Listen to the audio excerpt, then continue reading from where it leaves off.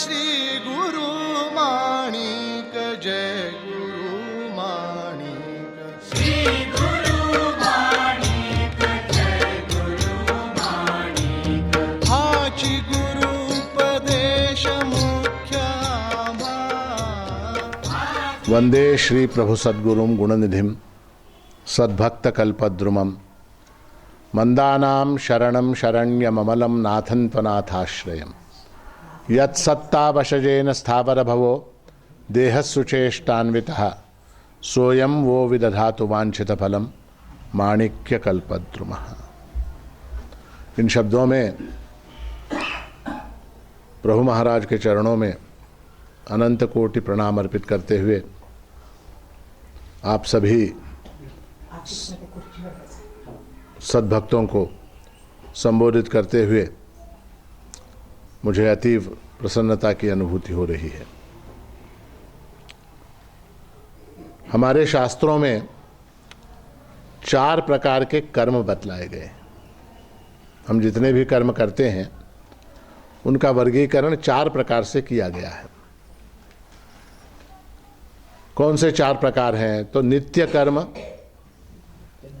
नैमित्तिक कर्म, प्रायश्चित्त कर्म और निषिद्ध कर्म। 4 प्रकार के कर्म हैं। नित्य कर्म क्या है? तो स्नान, संध्या वंदन, पंचमहायज्ञ इत्यादि ये जो कर्म है वो नित्य कर्म है। नित्य कर्म का तात्पर्य है कि नित्य यानी रोज, एवरी डे, हर दिन प्रत्येक मनुष्य को ये कर्म अनिवार्य रूप से कंपल्सरीली ये कर्म करने हैं, नित्य कर्म। नैमित्तिक कर्म यानी क्या? तो जब निमित्त प्राप्त होता है तो उस निमित्त के प्राप्त होने पर जो कर्म किया जाता है उसको नैमित्तिक कर्म कहते हैं। जैसे नवरात्रि है, नवरात्रि हम रोज कर सकते हैं क्या? नहीं। नवरात्रि की घट स्थापना कब? आश्विन शुद्ध प्रतिपदा, ये नैमित्तिक कर्म है। गणेश चतुर्थी, रोज गणेश चतुर्थी करते हैं क्या? नहीं। तो कब करते हैं? भाद्रपद शुक्ल चतुर्थी के दिन गणेश चतुर्थी। उसी प्रकार श्राद्ध इत्यादि कर्म है, रोज श्राद्ध करते हैं क्या? नहीं। माता पिता की पुण्यतिथि के दिन श्राद्ध कर्म जो है उसका निमित्त प्राप्त होता है तो श्राद्ध कर्म करते हैं, ये नैमित्तिक कर्म हुए। तीसरा है प्रायश्चित्त कर्म। किए गए पापों के क्षालन के लिए जब हम चांद्रायण इत्यादि व्रत करके कोई कर्म करते हैं तब उसका नाम प्रायश्चित्त कर्म है। और चौथा क्या है? निषिद्ध कर्म। निषिद्ध कर्म यानी क्या? जो कर्म कभी नहीं करना चाहिए ऐसा कर्म जब हम करते हैं तो उसको निषिद्ध कर्म कहते हैं। क्या है निषिद्ध कर्म? कौन सा है? झूठ मत बोलना, सुराम न पिबेत, शराब जो है वो नहीं पीनी चाहिए। शराब पीना क्या है? निषिद्ध कर्म है। अगर वो कर्म हमने किया तो फिर क्या हुआ? वो निषिद्ध कर्म हुआ। तो इसमें मुख्यता किसकी है? तो नित्य कर्म की मुख्यता है। नित्य कर्म में क्या है? तो पंचमहायज्ञ है। देवयज्ञ, पितृयज्ञ, मनुष्य यज्ञ, ब्रह्मयज्ञ और भूत यज्ञ, ये 5 प्रकार के यज्ञ हैं। यज्ञ शब्द से बहुत से लोगों को ये कल्पना हो जाती है कि यज्ञ का अर्थ है वेदी बनाना, कुंड बनाना, उसमें अग्नि स्थापित करना, फिर उसमें आहुति डालना, इसी का नाम यज्ञ है, ऐसा हम समझते हैं। यज्ञ शब्द का मुख्य अर्थ है त्याग। इदम न मम, ये मेरा नहीं है। इस भावना के साथ जब किसी वस्तु का त्याग हम करते हैं तो उसका नाम यज्ञ हो जाता है। और उसमें भी देव यज्ञ जो है वो अत्यंत महत्वपूर्ण है। हमारे शास्त्रों में पुरातन काल से देव यज्ञ की परंपरा चली आ रही है कि ईश्वर के प्रति अत्यंत श्रद्धा और अत्यंत भक्ति के साथ पूजा के उपचारों का समर्पण, इसका नाम देवयज्ञ है, जिसको आजकल हम देव पूजा इस नाम से जानते हैं। देव पूजा पुरातन काल में अग्निहोत्र, उपासन, होम इत्यादि कार्य होते होते होते वो परंपरा आज कहाँ आके टिकी है, तो देव यज्ञ में हम नित्य पूजा, ईश्वर की नित्य जो पूजा करते हैं उसका नाम देव यज्ञ है। अब ईश्वर की पूजा हम क्यों करें? प्रश्न ये उठता है कि ईश्वर की पूजा हम क्यों करें, किस लिए करें? तो उसका सरल उत्तर यह है, चूंकि ईश्वर से हमारा संबंध नित्य है, ईश्वर के साथ हमारा जो संबंध है वो नित्य संबंध। नित्य संबंध यानी क्या? हमेशा बना रहने वाला संबंध है, हमेशा। ऐसा कोई काल नहीं है जब हम ईश्वर से वियुक्त हो जाते हो, अलग हो जाते हो, ऐसा कोई काल नहीं। हमेशा हमारा ईश्वर के साथ संबंध है। ईश्वर के साथ हमारा संबंध नित्य संबंध है। अब जैसे अंगूठी, ये अंगूठी है ना, ये अंगूठी है। अब इस अंगूठी का इस उंगली के साथ नित्य संबंध है क्या? नहीं। क्यों नहीं है? इसको इस उंगली से निकाल के इस उंगली में पहन सकते हैं, इस उंगली से निकाल के इस उंगली में पहन सकते हैं, अथवा दूसरे को पहना सकते हैं, तीसरे को पहना सकते हैं, किसी को भी पहना सकते हैं। इस अंगूठी से नित्य संबंध किसका है? सोने का संबंध। इस अंगूठी से सुवर्ण का जो संबंध है वो नित्य संबंध है ना। अंगूठी में से सुवर्ण को निकाल सकते हैं। ऐसा करेंगे हम कि अंगूठी है, इसमें से सुवर्ण को अलग कर देंगे तो क्या हो जाएगा? क्या हो जाएगा? अंगूठी नहीं रहेगी। तो जीव का ईश्वर के साथ जो संबंध है वो कैसा संबंध है? जैसा अंगूठी का सोने के साथ संबंध है, जैसा लहर का समंदर के साथ संबंध है ना, जैसे मिट्टी का घड़े के साथ संबंध है, उस तरह से जीव का ईश्वर के साथ संबंध है। उसको नित्य संबंध कहते हैं। अब हमारे कितने संबंध हैं? भाई के साथ संबंध है, पत्नी के साथ संबंध है, माता के साथ संबंध है, पिता के साथ संबंध है, मित्रों के साथ संबंध है और अनेक लोगों से संबंध है। ये संबंध नित्य संबंध है क्या? नहीं। ये संबंध हमारे जो हैं वो नित्य संबंध है क्या? नित्य संबंध नहीं है। कुछ काल के लिए हमारा उनके साथ संबंध है। जैसे मित्र है। अब मित्र के साथ हमारा संबंध, जब हम स्कूल में पढ़ते थे, कॉलेज में पढ़ते थे, तो एक हमारा बहुत घनिष्ठ ऐसा संबंध था मित्र के साथ। आज हम स्कूल में पढ़ रहे हैं क्या, कॉलेज में पढ़ रहे हैं क्या, उस मित्र के साथ हमारा उतना घनिष्ठ संबंध है कि हाँ कभी मिल जाता है तो हाय हेलो कर लेते हैं, किंतु उसके साथ उतना घनिष्ठ संबंध है क्या? नहीं है। ये जो सारे संबंध हैं, माता पिता, भाई बहन, पत्नी पुत्र, सखा, संबंधी, जितने भी संबंध हैं, वो सारे संबंध कुछ काल के लिए, ठीक है। अब इस जन्म में जो हमारी माता है, जो हमारा पिता है, जो हमारा भाई है, जो हमारी पत्नी है, ये अगले जन्म में यही रहेंगे क्या? तो वहां संबंध फिर बदल जाएंगे। किंतु ये जो बदलने वाले, जो परिवर्तनशील ऐसे जो संबंध हैं, इन संबंधों को बनाए रखने के लिए हम कितना प्रयत्न करते हैं। ये जो संबंध है, जैसे मित्र है, अब मित्र का बर्थडे आ गया, उसका जन्मदिन आ गया, तो हम क्या करते हैं? उसको एक हैप्पी बर्थडे का मैसेज भेज देते हैं। आजकल क्या है कि गिफ्ट देने की आवश्यकता नहीं है। मोबाइल फोन के अंदर केक का फोटो आ गया, फूल का फोटो आ गया, वो फोटो को यहां से व्हाट्सएप में भेज दिया, ठीक है। तो संबंधों को बनाए रखने के लिए हम रोज उनसे बात करते हैं, फोन करते हैं, है ना। दामाद है, अब उस दामाद से संबंध बनाए रखने के लिए क्या क्या करना पड़ता है? दिवाली के दिन उसको हाँ, घर बुलाना पड़ता है, उसको कुछ गिफ्ट देना पड़ता है, ऐसा छोटा मोटा नहीं चलता। फिर उसको अंगूठी दिलाओ, उसको वो दिलाओ, ब्रासलेट दिलाओ, फलाना दिलाओ, डिमका मोटरसाइकिल दिलाओ, ये सारा कुछ क्यों करना पड़ता है?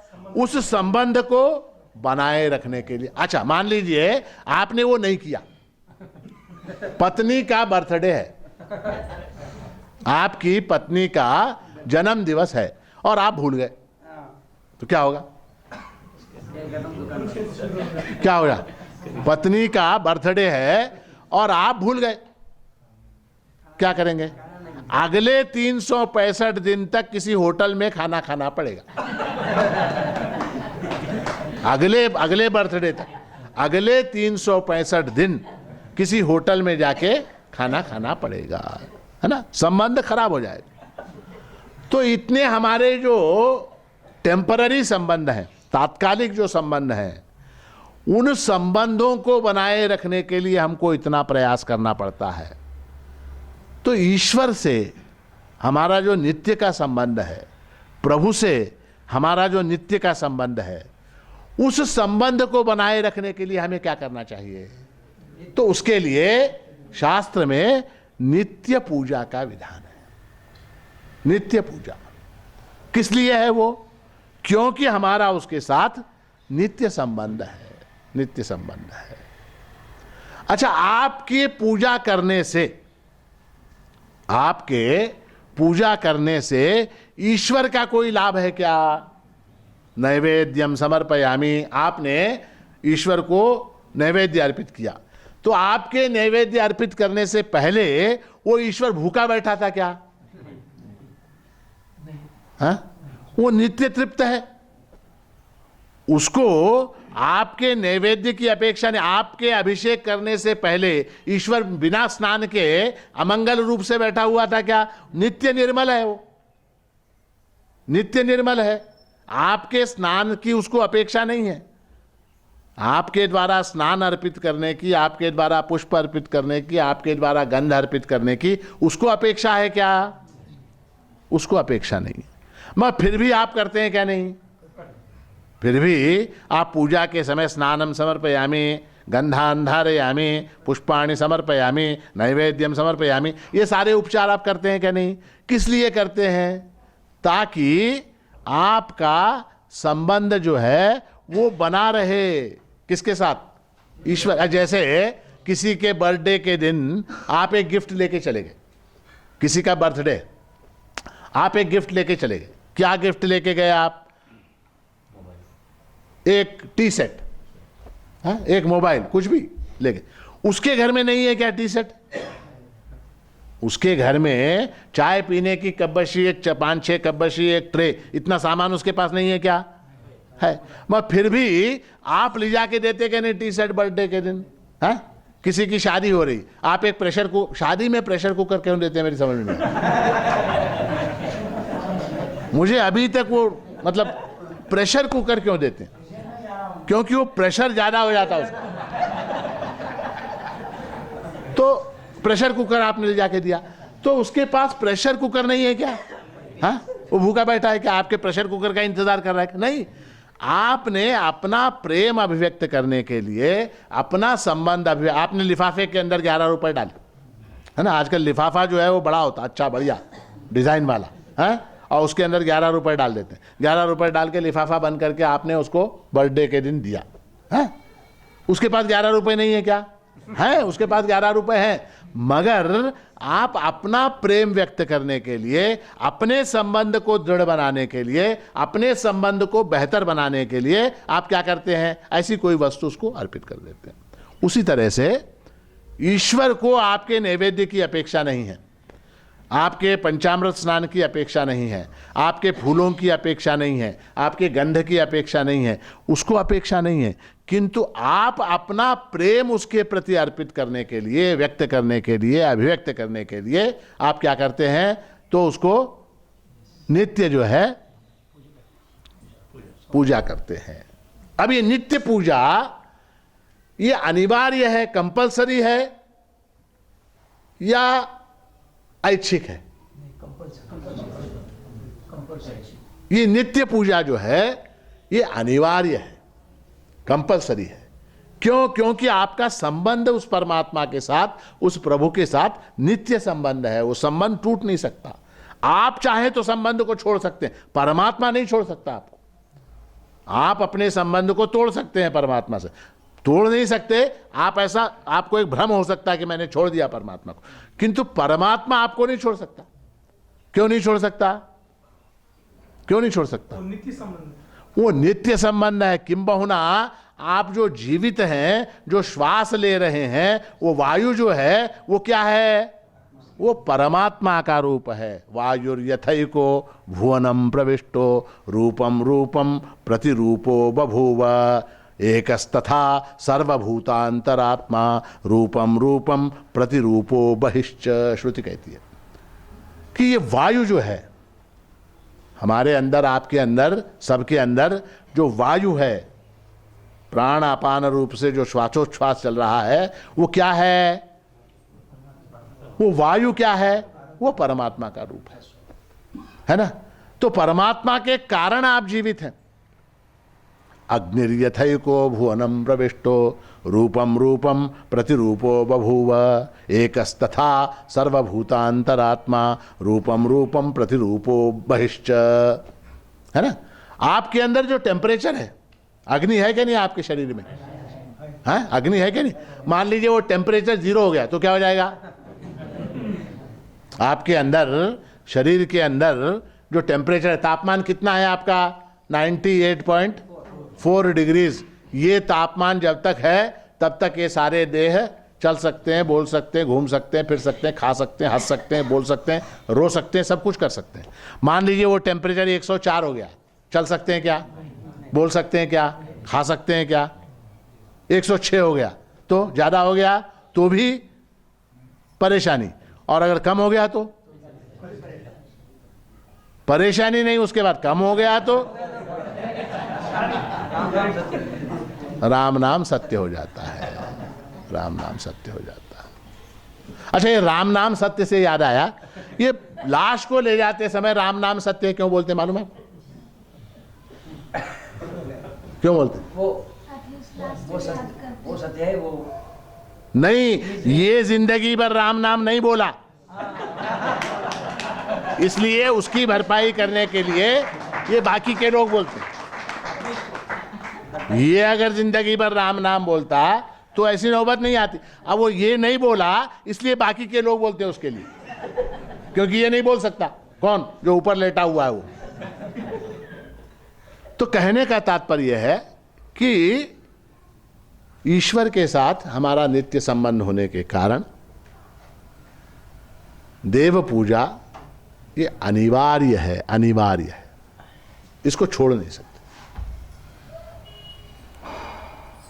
अब प्रश्न ही आता है कि ईश्वर जो है, परमात्मा जो है, वो अनंत है, व्यापक है, सर्वगत है, निर्गुण है और निराकार है।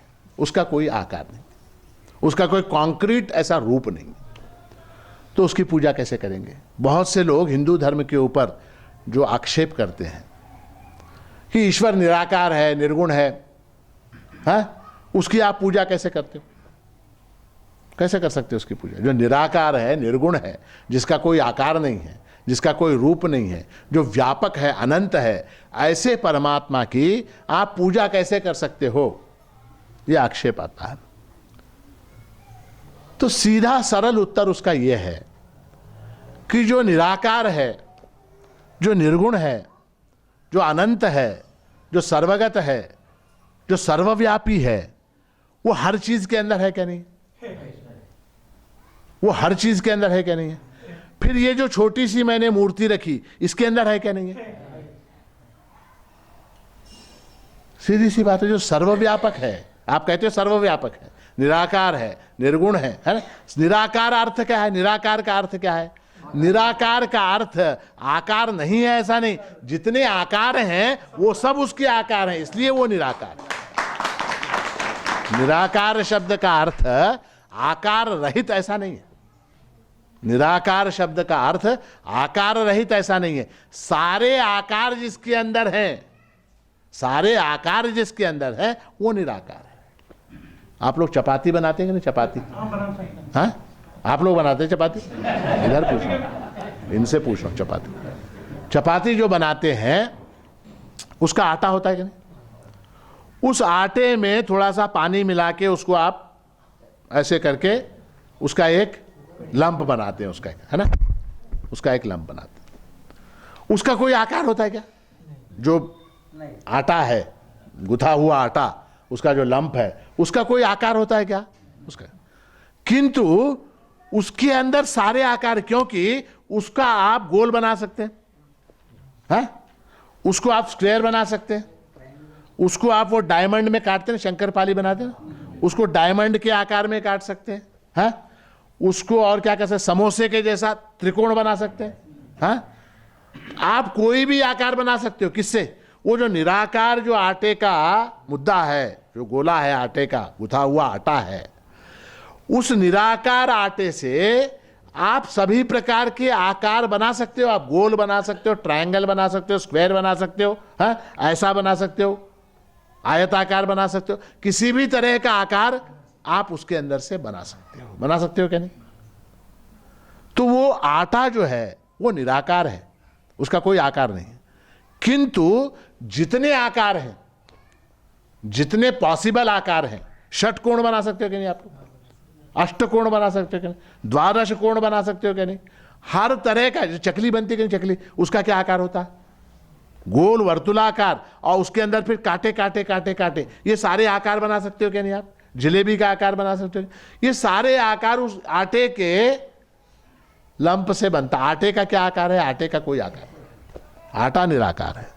उस निराकार आटे से अनेक प्रकार के आकार बन सकते हैं, सारे आकार उसके अंदर हैं, इसलिए उसको निराकार कहते हैं। इसलिए उसमें से कोई भी आकार, उसमें से किसी भी आकार की अगर हम पूजा करें तो अंततः सर्वदेव नमस्कारः केशवम प्रतिगच्छति। सर्वदेव नमस्कारः केशवम प्रतिगच्छति। सारा नमस्कार कहां चला जाता है? जिस तरह से सभी नदियों का पानी कहां जाता है? समुद्र में जाता है। उसी तरह से सर्वदेव नमस्कारः केशवम प्रतिगच्छति, वो परमात्मा को जाकर पहुंचता है। तो इसलिए हमारे यहां पूजा करने के लिए अनेक अनेक अनेक चीजों की हम पूजा करते हैं। आज क्या है? वट सावित्री का व्रत है, वट पौर्णिमा। तो बड़ के झाड़ की पूजा, वट वृक्ष की पूजा, वृक्ष के रूप में हमने परमात्मा को देखा, वृक्ष की पूजा।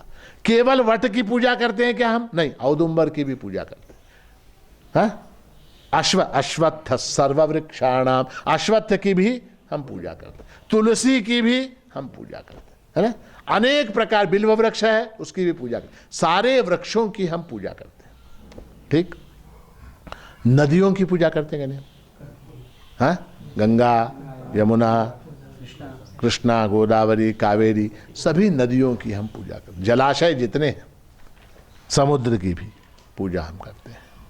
पर्वतों की पूजा करते हैं क्या नहीं? हाँ, कैलाश पर्वत है, अब उसकी पूजा करते हैं, पर्वतों की पूजा करते हैं, वृक्षों की पूजा करते हैं, नदियों की, जलाशयों की पूजा करते हैं, पर्वतों की पूजा करते हैं, पशुओं की पूजा करते हैं क्या नहीं? आज ಇವತ್ತೇನಿದೆ ಕಾರುಣ್ಯ ಇದೆ, ಕಾರುಣ್ಯ ಇದೆ, ಎದ್ರ ಪೂಜೆ ಮಾಡ್ತಾರೆ? ಎದ್ರದ್ದು? ಎತ್ತಿಂದು। आज हम बैल की पूजा करते हैं, वृषभ पूजन, वृषभ की पूजा करते हैं। गाय की पूजा करते हैं क्या? गाय की पूजा करते हैं। तो हम पशुओं की भी पूजा करते हैं। ठीक, उसके अलावा मनुष्याकार जितने देवता हैं, मनुष्य के रूप में शिव हैं, राम हैं, कृष्ण हैं, प्रभु हैं, मनुष्याकार। उसके अंदर भी फिर मनुष्य और पशु का मिक्सचर। हाँ, मुंडी किसकी है? शेर की, शेर की मुंडी। देह, धड़ धड़ देह का किसका है? मनुष्य का है। मनुष्य का देह और सिर जो है वो सिंह का। तो भगवान जो है नरसिंह स्वामी की भी हम पूजा करते हैं। मिक्सचर भी, पशु मनुष्य इसका मिक्सचर भी करते हैं। मनुष्यों में केवल पुरुषों की पूजा करते हैं क्या? पुरुष रूप की नहीं, स्त्री रूप की पूजा करते हैं। है भगवती है, दुर्गा है, चंडी है, लक्ष्मी है, महाकाली, महासरस्वती, तो स्त्रियों की भी हम पूजा करते हैं। किम बहुना जगत में जितने रूप अवेलेबल हैं उन सभी रूपों की हम पूजा करते हैं। अब ये जो पूजा हम करते हैं इन सभी रूपों में परमात्मा, हमारे यहां प्रभु महाराज ने 7 वारों के 7 देवताओं की कल्पना की।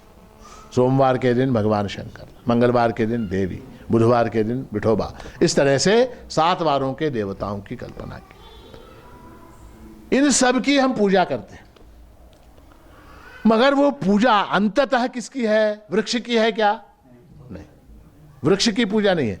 वृक्ष के अंदर जो परमात्मा रूप है उसकी पूजा है, पशु के अंदर जो परमात्मा रूप है उसकी पूजा है, जलाशय के अंदर जो परमात्मा रूप है उसकी पूजा है, मनुष्य के अंदर जो परमात्मा रूप है उसकी पूजा है ना? महाराष्ट्र ने एक स्थान पे कहा है, स्त्री पुरुष सर्वहे जगदंबा आणि सांब। स्त्री पुरुष सर्वहे जगदंबा आणि सांब, ये पार्वती परमेश्वर के रूप है। तो व्यापक, निर्गुण, निराकार, अनंत ऐसे परमात्मा की पूजा करने के लिए हमारे शास्त्रों ने प्रतीकों की योजना की है। प्रतीक जैसे 15 अगस्त के दिन या 26 जनवरी के दिन हम झंडे को सलामी देते क्या नहीं? तिरंगा झंडा, तिरंगे झंडे को हम सलामी देते हैं। उस कपड़े के टुकड़े को हम सलामी देते हैं क्या? 2 फीट बाय 3 फीट का कपड़े का टुकड़ा है, उसको सलामी देते हैं क्या? सारा हिंदुस्तान जो है सलाम करता है उसको। किसको हम सलाम करते हैं? किसको नमस्कार करते हैं? राष्ट्र को, राष्ट्र को, देश को हम नमस्कार करते हैं, देश के प्रति हम वंदन अर्पित करते हैं। तो उस कपड़े के टुकड़े को हम क्या मान के करते हैं? ये मेरे देश का प्रतीक है, ये मेरे देश का प्रतीक है। और उस प्रतीक को हम जब सलामी देते हैं, वो सलामी कहां पहुंचती है? राष्ट्र को पहुंचती है, देश को पहुंचती है। तो इसलिए प्रतीक महत्वपूर्ण नहीं है। शालिग्राम है, शिवलिंग है, गणपति का विग्रह है, श्री यंत्र है, और कोई यंत्र है, मूर्ति है, मंदिरों में जो मूर्ति है वो, इसमें जो प्रतीकात्मकता है, उस प्रतीक के द्वारा हम अंततः सर्वव्यापी ऐसा जो परमात्मा है उसके प्रति हम पूजा समर्पित करते हैं, उसके प्रति हम पूजा समर्पित करते हैं। रास्ते में पड़ा हुआ पत्थर, रास्ते में पड़ा हुआ पत्थर और तिरुपति के मंदिर में रखा हुआ पत्थर, तिरुपति के मंदिर के अंदर जो पत्थर रखा हुआ है, जिसके ऊपर अरबों रुपए के गहने चढ़े हुए हैं, जिस पत्थर के ऊपर, वो दोनों पत्थर एक है।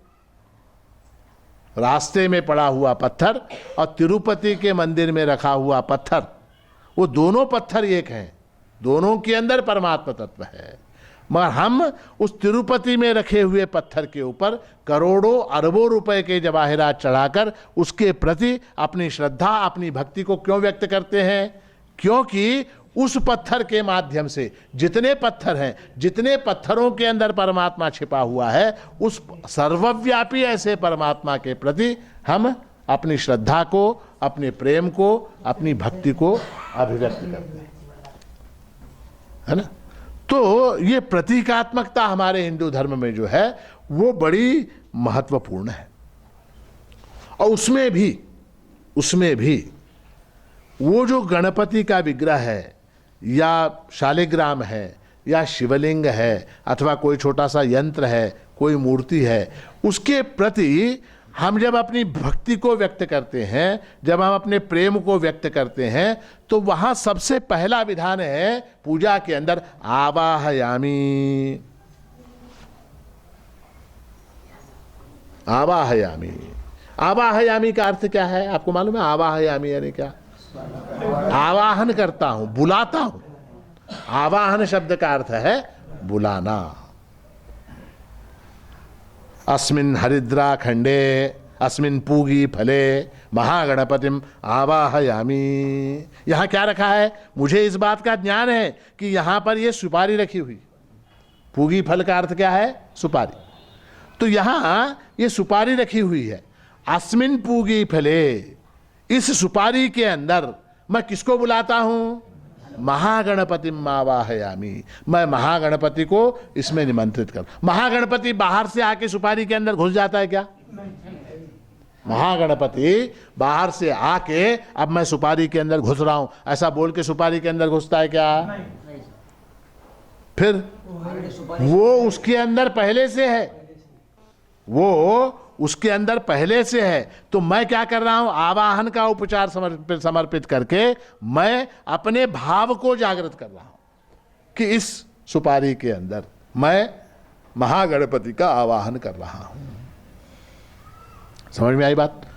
तो ऐसे इस प्रकार से जब हम घर में रखे हुए छोटे छोटे जो विग्रह हैं, अन्नपूर्णा की मूर्ति है, गणपति की मूर्ति है, देवी की मूर्ति है, शालिग्राम है, शिवलिंग है, ये सारी चीज़ें हैं, इनके प्रति हम जब पूजा अर्पित करते हैं तो हमारा भाव क्या होना चाहिए?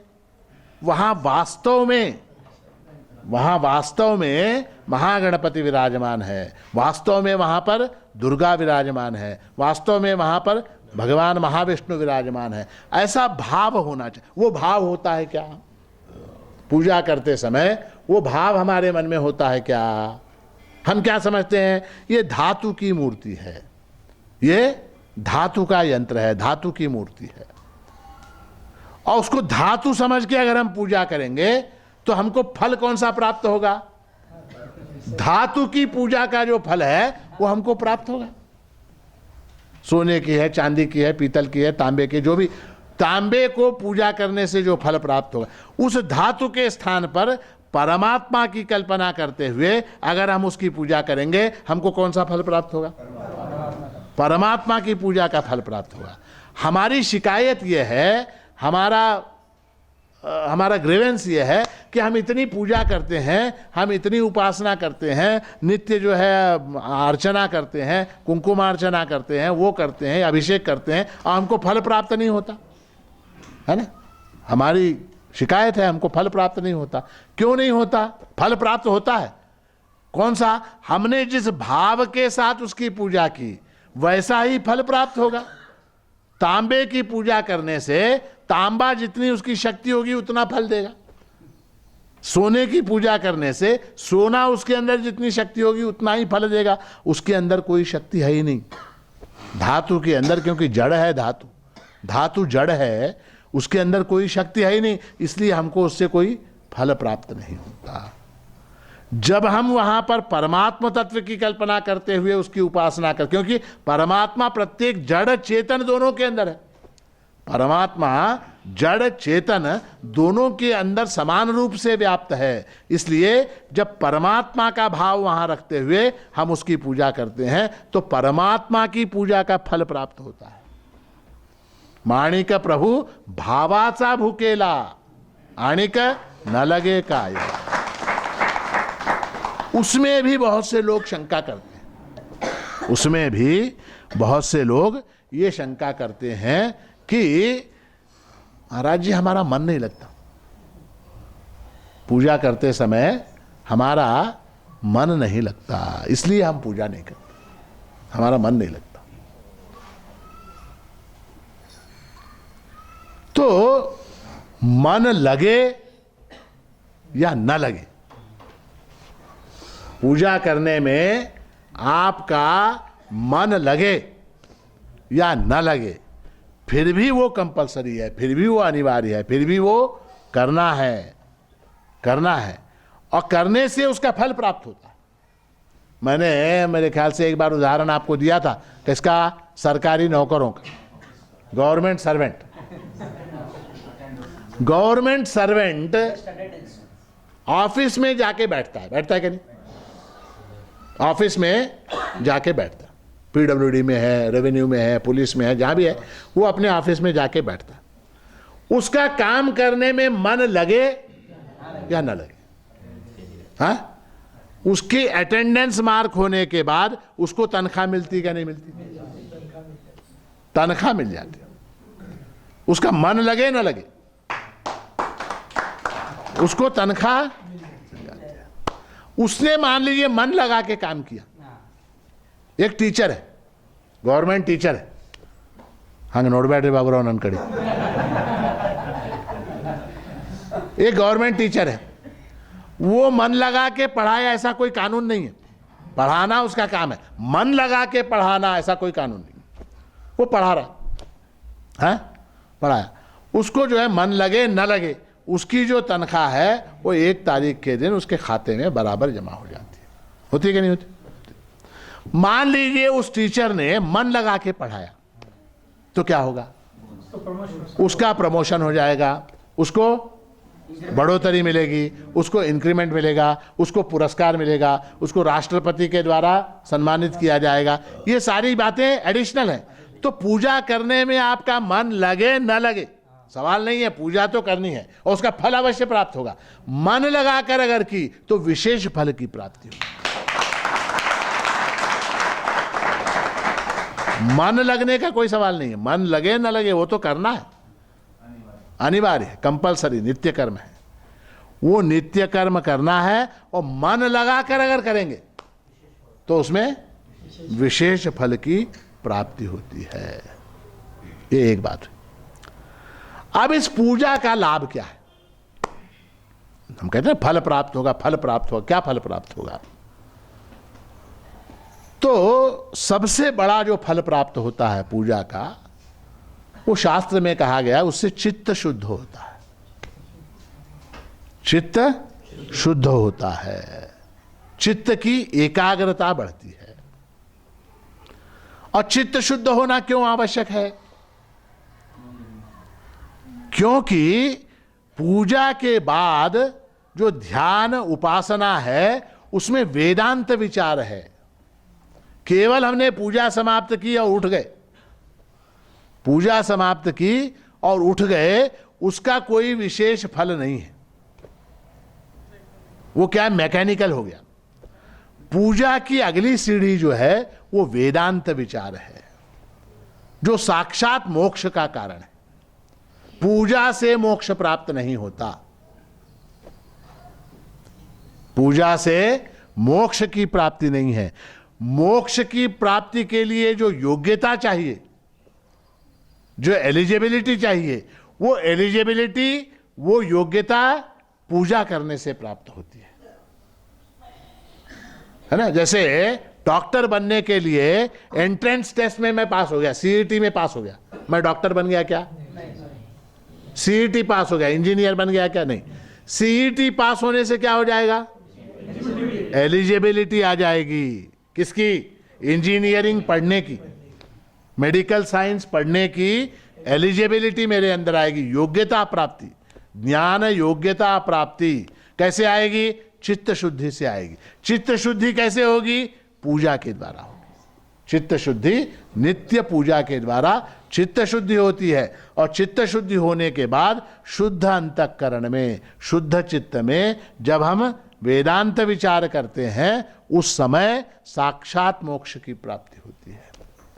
तो एक बहुत से लोगों का मिसकंसेप्शन है कि मैं पूजा करता हूं और पूजा करने से मुझको मोक्ष प्राप्त होगा। कभी नहीं होगा। आप जिंदगी में हर साल सीईटी देते जाइए, हर साल जून के महीने में आप सीईटी दीजिए, आप डॉक्टर बनेंगे क्या? मोक्ष रूपी परम पुरुषार्थ अगर प्राप्त करना है तो उसके लिए क्या आगे? वेदांत विचार है। और वो वेदांत विचार क्या है?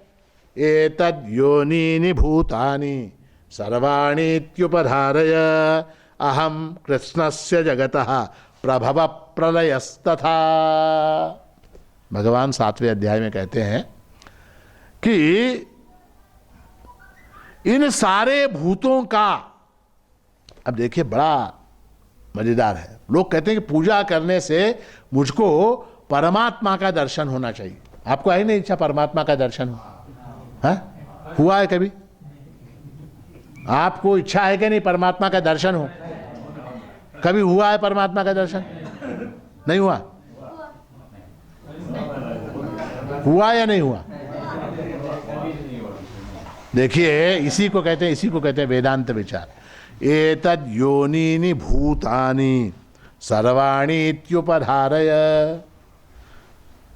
अहम कृत्स्नस्य जगतः प्रभव प्रलयस्तथा। भगवान कहते हैं अहम, मैं, कृत्स्नस्य जगतः, इस समस्त जगत का उत्पत्ति और लय, इन दोनों का कारण मैं हूं। मुझ में ये सब उत्पन्न होता है और मुझ में ये सब लीन हो जाता है। मत्तः परतरम नान्यत् किंचिदस्ति धनंजय मयि सर्वमिदं प्रोतम सूत्रे मणिगणा इव। भगवान कहते हैं कि मुझसे अलग हटकर इस जगत में कुछ भी नहीं, मुझसे अलग हटकर, मेरे सिवा, मत्तः परतरम नान्यत् किंचिदस्ति धनंजय, कुछ भी नहीं है मेरे सिवा। मयि सर्वमिदं प्रोतम सूत्रे मणिगणा इव। ये सारी वस्तुएं किसके अंदर पिरोई हुई हैं? माला देखिए आपने, माला है, माला में क्या होता है? माला में क्या होता है बताइए? नहीं, मुझको कहाँ धागा तो दिखाई नहीं देता। माला है किसी के पास? नहीं, माला नहीं। कहाँ है धागा? हाँ, धागा कहाँ है? ये सारी मणियां दिखाई दे रही, सारी मणियां दिखाई दे रही है, रुद्राक्ष है। भगवान का मयि सर्वमिदं प्रोतम सूत्रे मणिगणा इव। जिस प्रकार माला के अंदर धागा है और धागे में ये सब पिरोया हुआ है। अच्छा मान लीजिए धागा टूट गया या धागा मैंने निकाल लिया तो क्या हो जाएगा? माला बिखर जाएगी। संसार जो है वो व्यवस्थित रूप से चल रहा है क्या नहीं? है?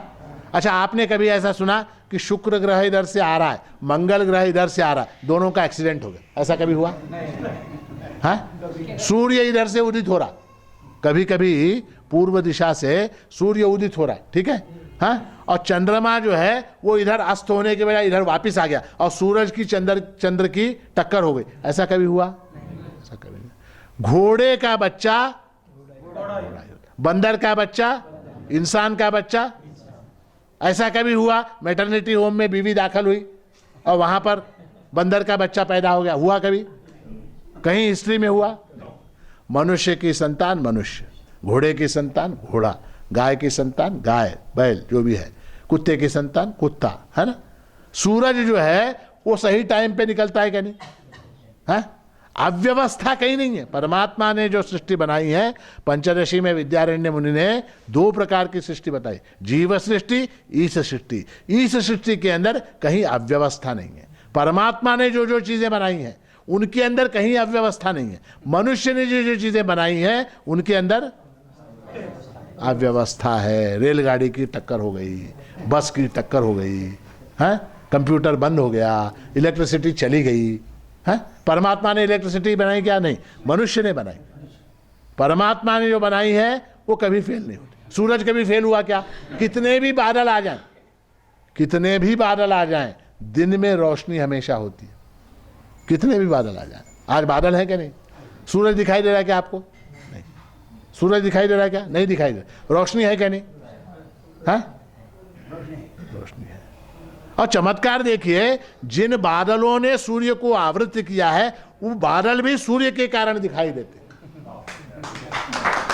जिन बादलों ने सूर्य को आवृत कर रखा है वो बादल भी सूर्य के कारण ही दिखाई देते हैं। तो मत्तः परतरम नान्यत् किंचिदस्ति धनंजय मयि सर्वमिदं प्रोतम सूत्रे मणिगणा इव। जिस प्रकार धागे में मणि पिरोए हुए हैं उस तरह से ये सारा जगत मेरे अंदर पिरोया हुआ है, मेरे अंदर है, ठीक है। आपको अब जगत दिखाई दे रहा है क्या नहीं? जगत दिखाई दे रहा है क्या नहीं? है, जगत दिखाई दे रहा है। तो जगत ही जब परमात्मा रूप है तो आपको परमात्मा दिखाई दे रहा है कि नहीं दिखाई दे रहा? फिर आप बोले नहीं दिखाई दिया कभी। आप बोले मुझको परमात्मा कभी दिखाई नहीं। सूरज दिखा क्या नहीं आपको? चंद्रमा दिखता है क्या नहीं? हवा है क्या नहीं? हवा का अनुभव होता है क्या नहीं? बादल दिखाई देते हैं क्या नहीं, वृक्ष दिखाई देते हैं क्या नहीं, नदियाँ दिखाई देती हैं क्या नहीं, पर्वत दिखाई देते हैं क्या नहीं, मनुष्य दिखाई देते हैं क्या नहीं, घोड़े गाय बैल दिखाई देते हैं क्या नहीं, हैं? फिर ये सब क्या है? परमात्मा के बिना ये हो सकता है क्या? नहीं हो सकता। परमात्मा के बिना ये नहीं हो सकता। ये सारा जो कुछ है, रसो हम अप्सु कौन्तेय प्रभास्मि शशि सूर्ययो प्रणव सर्ववेदेषु शब्दखे पौरुषन्ऋषु। परमात्मा बता रहे हैं मैं कहाँ हूं। रसोहम अप्सु कौन्तेय, हे कौन्तेय, हे अर्जुन, मैं क्या हूं? पानी के अंदर जो रस है, रस समझते ना आप? रस पानी के अंदर, जल के अंदर, अप्सु जल के अंदर जो रस है वो मैं हूं, वो मैं हूं। पानी के अंदर से रस को निकाल सकते हैं क्या?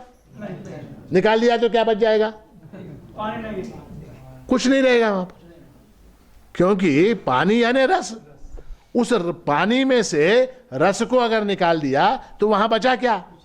रसो हम अप्सु कौन्तेय प्रभास्मि शशि सूर्ययो।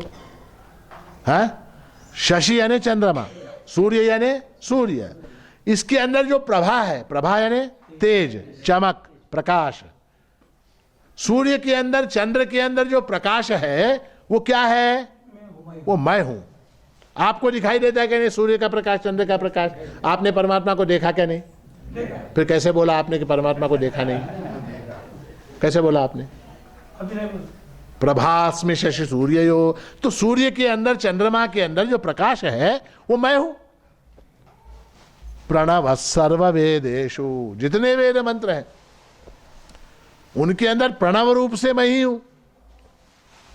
शब्दखे, आकाश के अंदर जो शब्द है, आकाश का रूप क्या है? शब्दात्मक है। आकाश जो है, अगर आकाश ना होता तो शब्द नहीं निकलता, क्योंकि बंद जो है ना, बंद में से आवाज नहीं निकल सकती। खुली जगह है इसलिए शब्द निकलता है। प्रणव सर्व वेदेषु शब्दखे पौरुषन्ऋषु। और पुरुषों के अंदर, मनुष्यों के अंदर जो मनुष्यता है, जो मनुष्यता है वो किसका रूप है? वो मेरा रूप है, परमात्मा का रूप है।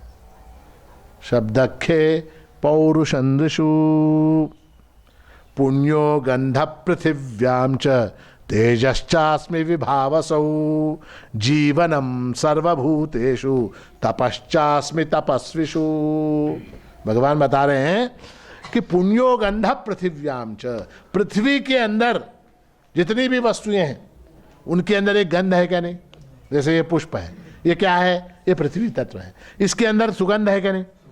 है, इसके अंदर सुगंध है क्या नहीं? तो ये जो गंध है वो क्या है? वो मैं हूं। तेजश्चास्मि विभावसौ।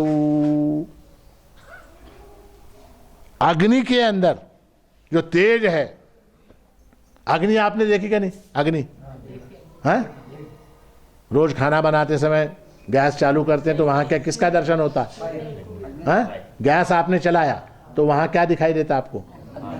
अग्नि दिखाई दे। वो परमात्मा है, गैस नहीं दिखाई देता, परमात्मा दिखाई देता है। तेजश्चास्मि विभावसौ जीवनम सर्वभूतेषु।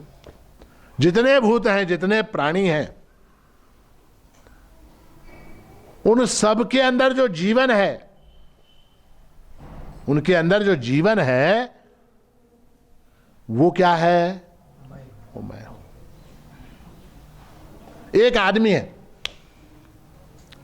उस आदमी ने आपको गाली दी, उस आदमी ने आपको गाली दी, ठीक है? गाली दी तो किसने गाली दी? हाँ? एक आदमी है, उसने आपको गाली दी, हाँ? तो किसने गाली दी आपको? क्योंकि उसके अंदर अगर जीवितपना, उसके अंदर अगर जीवन न होता तो वो आपको गाली दे सकता था क्या? वो आपको गाली, मुर्दा है, मुर्दे को आप ले जाके जलाते हो क्या नहीं? है, वो गाली देता है क्या? क्यों जला रहे? क्यों नहीं देता?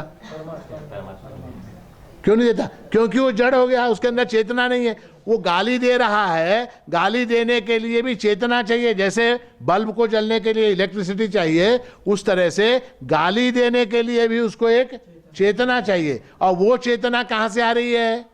वो इलेक्ट्रिसिटी कहां से आ रही? जीवनम सर्वभूतेषु तपश्चास्मि तपस्विषु। समझ रहे आप मेरी बात को? जीवन में जो सुख प्राप्त हो रहा है वो किसका रूप है? और जो दुख प्राप्त हो रहा है वो किसका रूप है?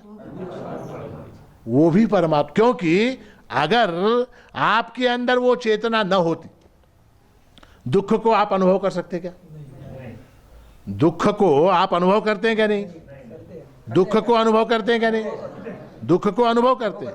दुख को अगर मान लीजिए आज ये बता दिया जाए कि आज भंडार खाने में भोजन नहीं है, ये अगर बता दिया जाए, घोषणा कर दी जाए, तो दुख होगा क्या नहीं आपको? अब ऑलरेडी जो है कितना 2:30 बज रहा, अभी दुख प्रारंभ हो गया है। अब ये अगर ये घोषणा कर दी कि आज कैंसल, भंडार खाना कैंसल है, तो दुख और ज्यादा बढ़ जाएगा। उस दुख को आप अनुभव कर सकते हैं क्या? नहीं। उस दुख को आप अनुभव कर सकते हैं क्या? नहीं। उस दुख को अनुभव करने के लिए जो चेतना चाहिए, उस दुख को अनुभव करने के लिए हमारे इस जड़ देह में जो चेतना चाहिए वो किसका रूप है? तो फिर दुख क्या है?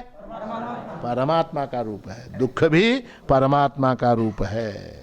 जगत में जितनी वस्तुएं हैं, हमारे यहाँ शास्त्रों में पुराने जमाने में एक विधान है कि सुबह उठने के बाद जब बिस्तर से हम उतरते हैं, पैर नीचे रखते हैं जमीन के ऊपर, उस समय प्रार्थना है, समुद्र वसने देवी पर्वतस्तन मंडले विष्णु पत्नी नमस्तुभ्यम पाद स्पर्शम क्षमस्व में।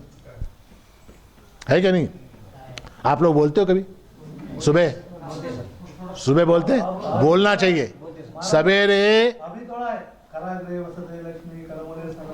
करमूले तो प्रभाते कर दर्शनम अयम में हस्तो भगवान अयम में भगवत्तरः। ये जो हाथ है ये क्या है? अयम में हस्तो भगवान। ये जो हाथ है ये भगवान का रूप है।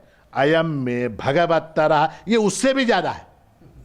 ये जो हाथ है अयम में हस्तो भगवान अयम में भगवत्तरः, उससे भी ज्यादा पावरफुल है ना? समुद्र वसने देवी। तो ये जो प्रार्थना हम करते हैं, क्यों करते हैं? क्योंकि भूमि जो है, भूमि क्या है? वो परमात्मा का रूप है। समुद्र वसने देवी पर्वत स्तन मंडले, है ना? विष्णु पत्नी नमस्तुभ्यम पाद स्पर्शम क्षमस्व में। हमारे यहाँ बच्चों को हम लोग बचपन में सिखाया करते थे। आप सिखाते हैं कि नहीं? शुभं करोति कल्याणम आरोग्यम धन संपदा शत्रु बुद्धि विनाशाय दीपं ज्योति नमस्तुते, है ना? तो दीप क्या है? प्रभास्मि शशि सूर्ययो। दीप क्या है? वो परमात्मा का रूप है। छोटे बच्चों को सायंकाल, ये हमारे यहाँ परंपरा रही, शुभं करोति कल्याणम आरोग्यम धन संपदा, है ना? ये सिखाने की। आप लोग सिखाते हो आपके बच्चों को? हाँ, वो भी है, वो भी है। दीपं ज्योति परब्रह्म भी है, वो भी है, वो भी है। वो शुभं करोति कल्याणम आरोग्यम धन संपदा शत्रु बुद्धि विनाशाय। तो उसका अर्थ हम ये समझते हैं कि इस दीप की कृपा से, इस देवता की कृपा से शत्रु की बुद्धि नष्ट हो जाएगी, है ना? ऐसा अर्थ है क्या उसका? शत्रु बुद्धि विनाशाय। मेरे अंदर जो शत्रुत्व की भावना है, मेरे अंदर अन्यों के प्रति जो शत्रुत्व की भावना है, उसका विनाश। शत्रु बुद्धि विनाशाय। शत्रु बुद्धि शब्द का अर्थ क्या है?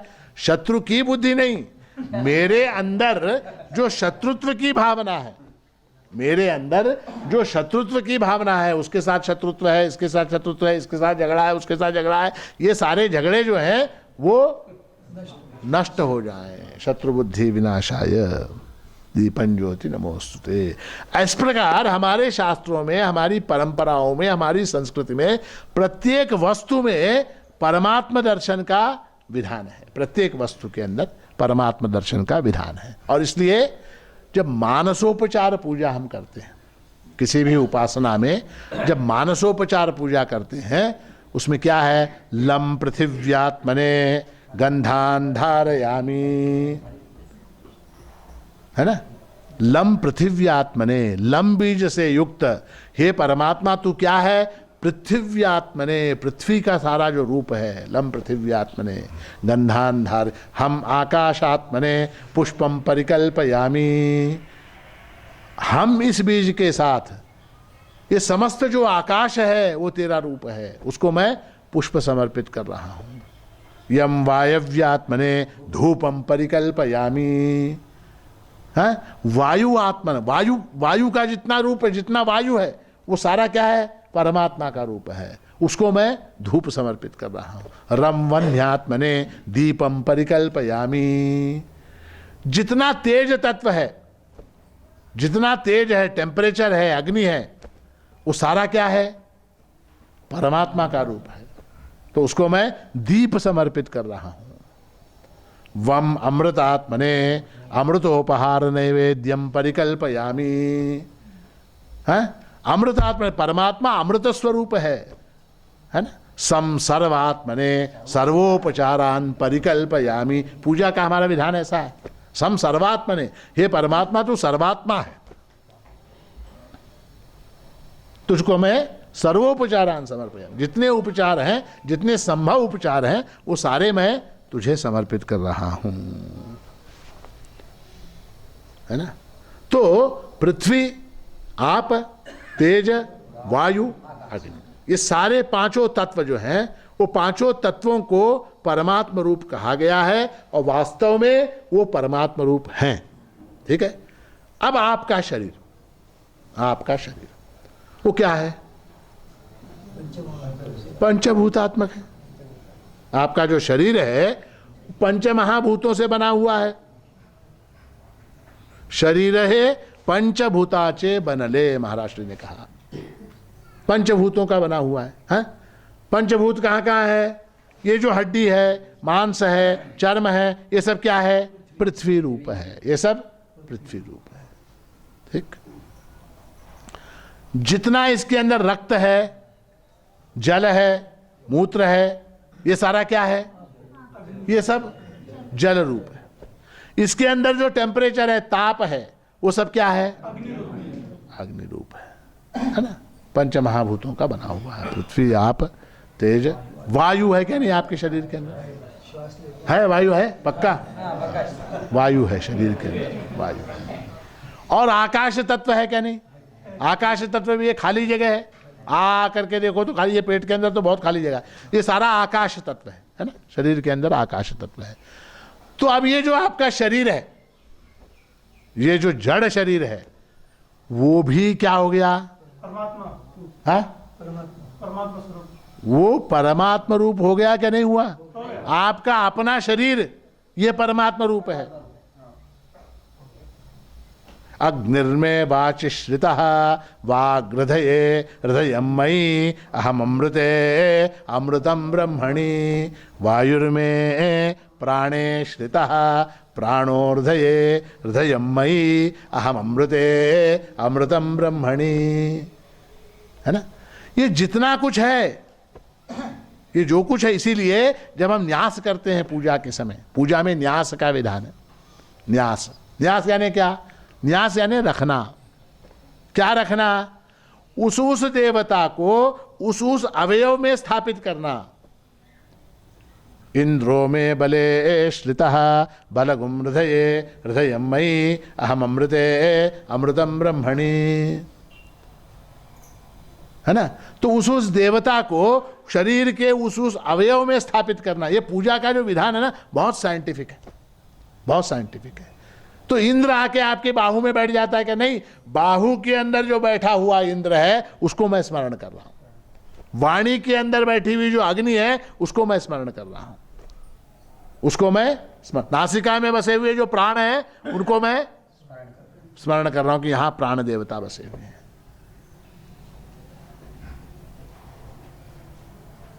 तो कहने का तात्पर्य है कि जड़ देह जो है, जड़ देह वो भी परमात्मा रूप है, और उसको चेतन बनाने वाला जो आत्मा है वो तो परमात्मा रूप है ही है। तो 100% आप क्या हो बताओ? आपके अंदर परमात्मा तत्व के अलावा और कुछ है क्या? कुछ है क्या? पृथ्वी आप तेज वायु अग्नि आकाश के अतिरिक्त और कुछ आपके अंदर है क्या? कुछ भी नहीं है, कुछ भी नहीं है। वो सब, वो भी भूतों के ही परिणाम है, वो भी भूतों से बने हुए हैं। सूक्ष्म शरीर जो है वो सूक्ष्म भूतों से बना हुआ है। जितना कुछ है वो सब भूतों से बना हुआ है। और समस्त जगत भी जगह पंच भूताचा साठा, महाराष्ट्र कहते हैं जगत जो है वो भी भूतों का समुच्चय है। भूत क्या है? परमात्मा रूप है। भूत जो है वो परमात्मा रूप है। तो इसलिए अच्छा, ये आपका देह परमात्मा रूप है, मान लिया आपका देह जो है वो परमात्मा। आपकी सास का देह है, मित्र का देह है, शत्रु का देह है, सब तरफ परमात्मा। जिधर देखो उधर परमात्मा। सकल मत प्रभु नंदे। तो कहने का तात्पर्य है कि बहुत से लोगों को एक थोड़ा सा मिसकंसेप्शन है, क्या? कि पूजा करने से परमात्मा का मुझे दर्शन होना चाहिए, है ना? परमात्मा का दर्शन होना चाहिए। परमात्मा का दर्शन किस रूप में चाहिए? जो अनंत व्यापक सर्वगत निराकार निर्गुण ऐसा परमात्मा है, उसका व्यक्ति के रूप में दर्शन हो सकता है क्या? व्यक्ति के रूप में उसका दर्शन हो सकता है? नहीं हो सकता, किसी को भी नहीं होता। परमात्मा का दर्शन व्यापक रूप से, क्योंकि वो व्यापक है इसलिए व्यापक रूप से ही उसका दर्शन होगा। गीता में भगवान कहते हैं अव्यक्तम व्यक्तिमापन्नम मन्यन्ते माम अबुद्धयः परम भावमजानन्तो ममाव्यय अनुत्तमम। अव्यक्तम व्यक्तिमापन्नम मन्यन्ते माम अबुद्धयः, जो अबुद्धि हैं, जिनके पास बुद्धि कम है, जिनके पास बुद्धि कम है, ऐसे लोग अव्यक्तम माम व्यक्तिमापन्नम, मुझे अव्यक्त को व्यक्त रूप में देखना चाहते हैं। आपकी इच्छा है कि नहीं परमात्मा आपको दर्शन दे? तो इच्छा आपकी कैसी है कि जटा हो, जटा में से गंगा निकल रही है, त्रिशूल हाथ में हो, एक हाथ में डमरू हो, व्याघ्रांबर धारण किया हुआ हो, भस्म धारण किया हो, गले में नागाभरण हो, ऐसे भगवान शिव को आप देखना चाहते हैं? देखना चाहते हैं कि नहीं? मुरली हो, साथ में राधा हो, गाय हो, वन हो, कदम्ब का वृक्ष हो, उसके नीचे भगवान श्री कृष्ण मुरली बजा रहे हैं, ऐसे श्री कृष्ण का आप दर्शन। शंख चक्र गदा पद्म शांताकारम भुजगशयनम पद्मनाभम सुरेशम, ऐसे भगवान विष्णु को आप देखना चाहते हैं। परंतु वो जो विष्णु है, वो जो शिव है, वो जो प्रभु है, वो कहाँ है? जहां देखो तहां राम हमारा, जहां देखते हैं वहां वो परमात्मा है। तो आपको ऑलरेडी परमात्मा का दर्शन हो रहा है क्या नहीं? ऑलरेडी आपको परमात्मा का दर्शन हो रहा है क्या नहीं हो रहा है? हो रहा है। क्योंकि अगर बोला आपने कि मैं व्यक्ति रूप से उसको देखना चाहता हूं, तो फिर भगवान का अबुद्धयः ये शब्द आ जाएगा। बीजम माम सर्वभूतानां विद्धि पार्थ सनातनम बुद्धिर्बुद्धिमतामस्मि तेजस्तेजस्विनामहम। भगवान कहते हैं तुम्हारे अंदर जो बुद्धि है, चाहे थोड़ी हो, चाहे ज्यादा हो, चाहे मोटी हो, चाहे पतली हो, जो भी बुद्धि आपके अंदर है, वो बुद्धि क्या है? वो मेरा रूप है, वो मेरा रूप है। बीजम माम सर्वभूताना, जितने भूत हैं, भूत यानी क्या? पृथ्वी आप तेज वायु आकाश, ये जो भूत हैं, इन भूतों का बीज सनातन, इनका जो एसेंस है, इनके अंदर जो तत्व है, वो कौन है? वो मैं हूं। बीजम माम सर्वभूतानां विद्धि पार्थ सनातनम तेजस्ते बुद्धिर्बुद्धिमतामस्मि तेजस तेजस्विनामहम। बुद्धिमानों की बुद्धि मैं हूं, तेजस्वियों का तेज मैं हूं। तो आपको सबको जब परमात्मा का दर्शन हो ही रहा है ऑटोमेटिकली, आपने कोई प्रयत्न किया क्या? कोई प्रयास किया क्या? ये वृक्ष देखने के लिए आपने कोई प्रयास किया क्या? है, मुझको देख रहे हैं आप, मुझको देख रहे हैं क्या नहीं, सुन रहे हैं क्या नहीं, है, अनुभव कर रहे हैं क्या नहीं? ये सारा जो हो रहा है वो किसके कारण हो रहा है? परमात्मा के कारण हो रहा है, प्रभु के कारण हो रहा। तो नित्य परमात्मा का दर्शन होते हुए भी, नित्य जागृति में, स्वप्न में, सुषुप्ति में, तीनों अवस्थाओं में परमात्मा का दर्शन होते हुए भी हम ये क्या कहते हैं कि मुझको परमात्मा नहीं दिखाई दे रहा, मुझको परमात्मा नहीं दिखाई देता। उसका कारण क्या है? अबुद्धि, अज्ञान उसका कारण है। वो अज्ञान कैसे दूर होगा? चित्त शुद्धि से, चित्त शुद्धि से, वेदांत विचार से वो अज्ञान दूर होगा। इसलिए आपको जो सदा सर्वकाल प्रभु का दर्शन हो रहा है, उस दर्शन में जो दिखाई दे रहा है जो कुछ, वो प्रभु का दर्शन हो रहा है, ऐसी बुद्धि आपके अंदर जागृत हो, ऐसी प्रभु महाराज के चरणों में प्रार्थना करते हुए आज के इस प्रवचन को अवधूत चिंतन श्री गुरुदेव दत्त सद्गुरु माणिक प्रभु